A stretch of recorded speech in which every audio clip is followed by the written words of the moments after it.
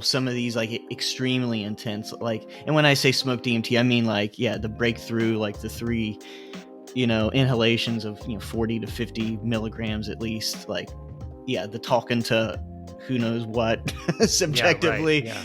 There is this sort of anecdotal history of what is considered a strong dose, right? There's the old 5 grams as a heroic dose because Terrence McKenna said so kind of thing. Mm-hmm. And that is, in my opinion, a very strong dose, a very profound dose.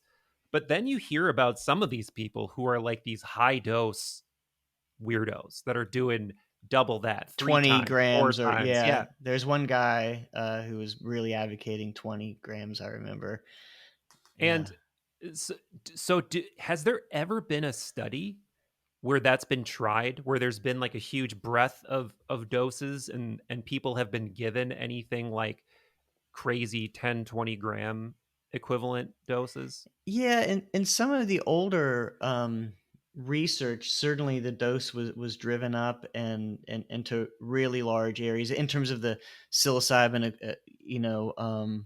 equivalent of, what you would get in, however many number of dried grams of mushrooms on average.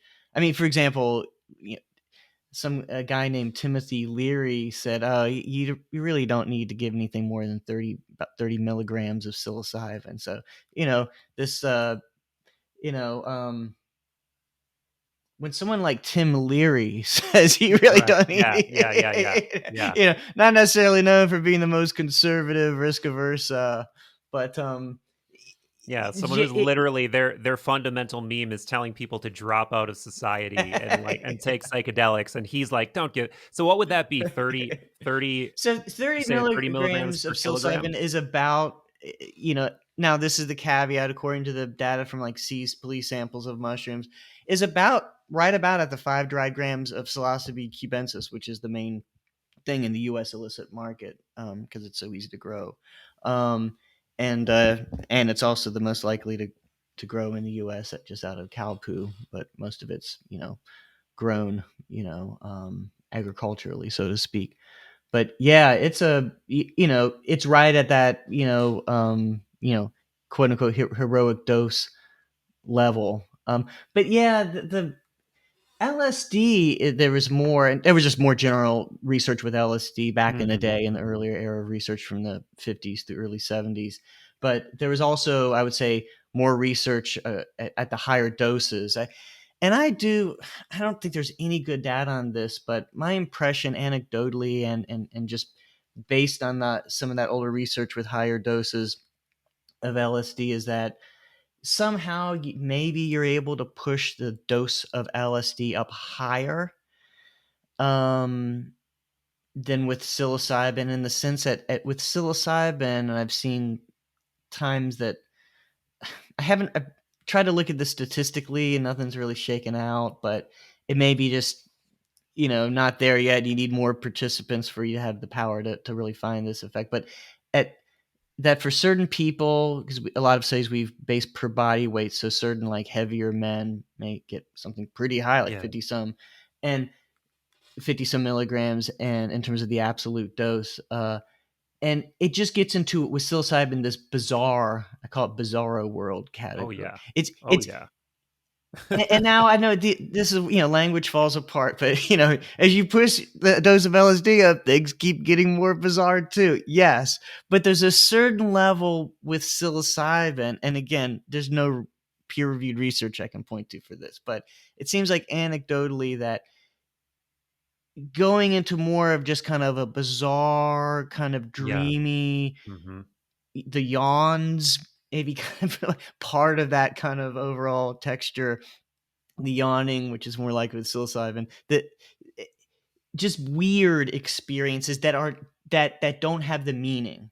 Right, And right, right. perhaps it's some of the dopaminergic mechanism that LSD has that psilocybin doesn't, that may Hmm. afford a somewhat of a stimulant, a little bit of a stimulant profile that Ah, LSD experiences seem to maybe have a more of a clarity, even Yeah. as one pushes the dose up. I mean, things are going to get different and really intense, but in some sense, it, yeah, still having somewhat of the analytic mind present.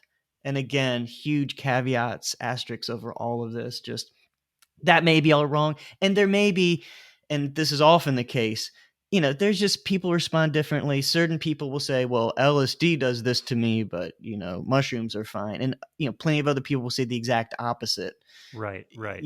So this could be, which could be in part placebo, but it could be very real and people's bodies respond differently. So Yeah. who knows? But I do know that in a lot of those older studies, especially for alcoholism, the lore was that people were so ego defended, who were addicted, that you needed a much higher dose Mm. to kind of, crack their their heads open, so to speak. And they'd go to, 800 micrograms of LSD, 1,000 micrograms of Wow. LSD. And a lot of these times they'd be doing things like after a few hours, throwing in a nice dose of mescaline, Oh, throwing in wow. several So hundred this is like, for milli. people who don't know, this would be like 10 times what you need to quote unquote trip. Right. Very loosely. I'd Yeah. say, based on some of the early research that in Lexington, Kentucky, in the very early 60s, that actually gave LSD and psilocybin to the same people, roughly speaking, I think about 250 micrograms of LSD is about equal to 30 milligrams of psilocybin. So, um, eh, yeah, yeah, yeah. So these are very high doses. And so, Yeah. 100 is sort of the micrograms of LSD is Mhm. typically considered kind of the entry level into, a full psychedelic experience. Not the most intense, but it's psychedelic, whereas lower Yeah. doses, we call them microdoses, whatnot.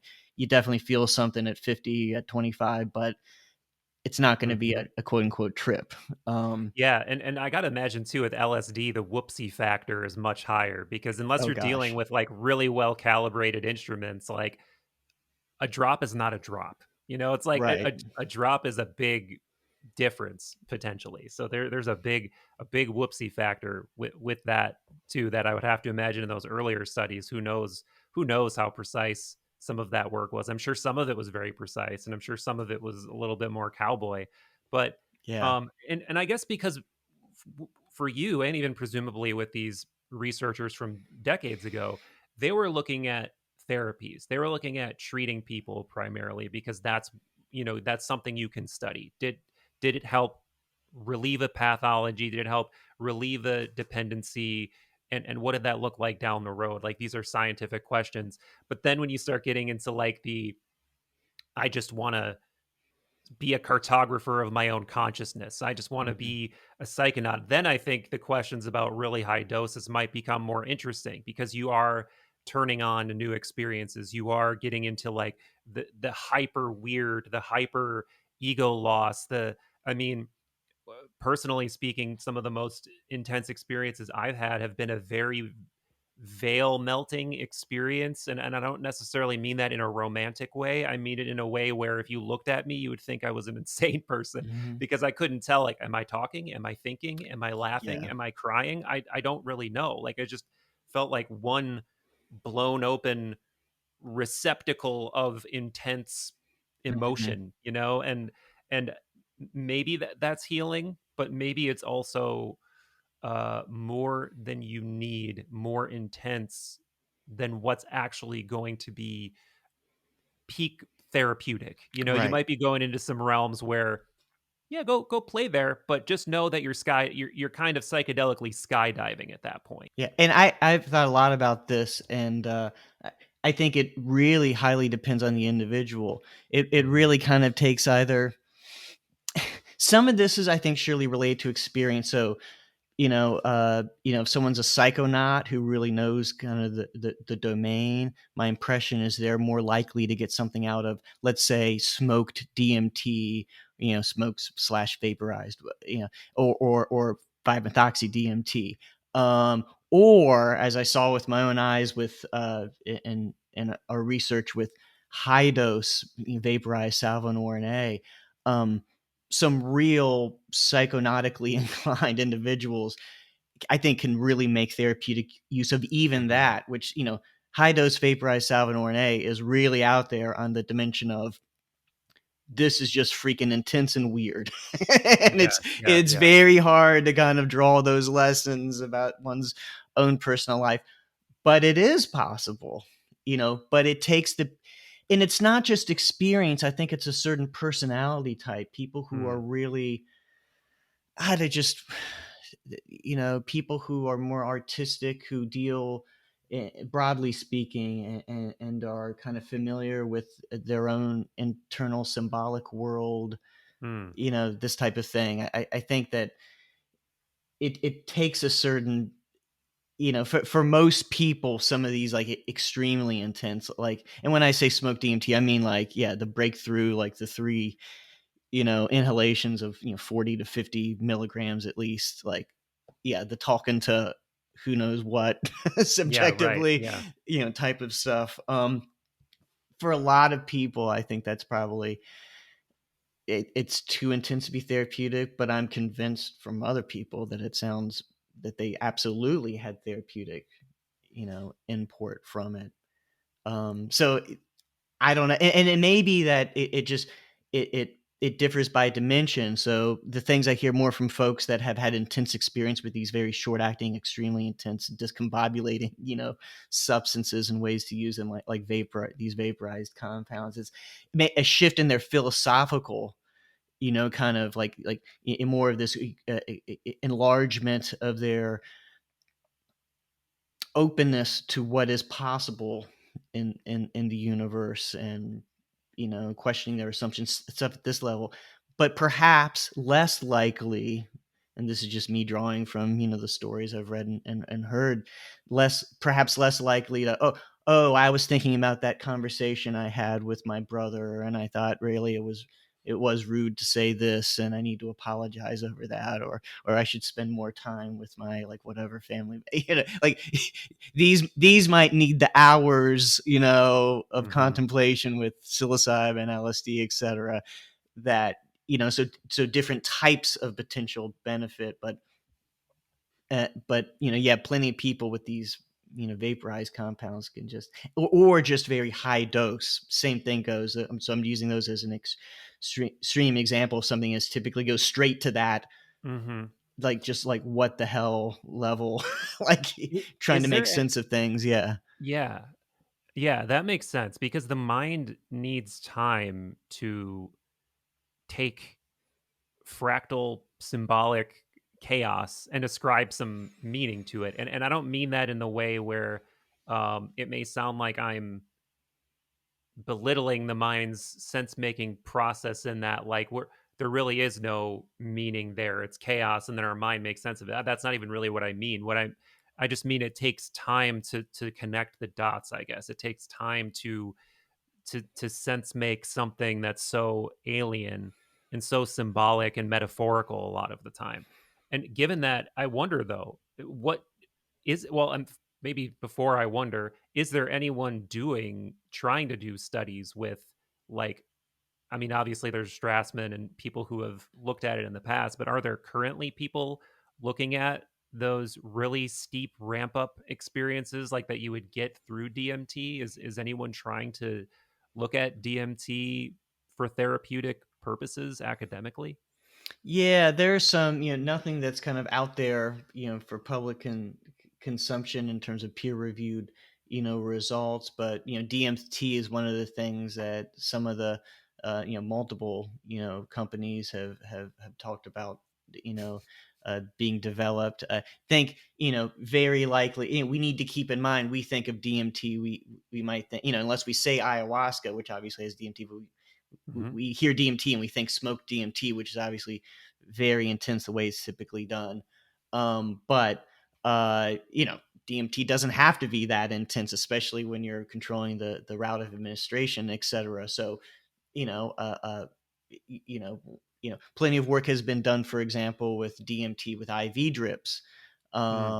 And so, you mentioned Strassman, but even before him, Gonzalez Mayfrank in the mid 1990s in Germany was doing work like this. And Wow. uh, and yeah, you could.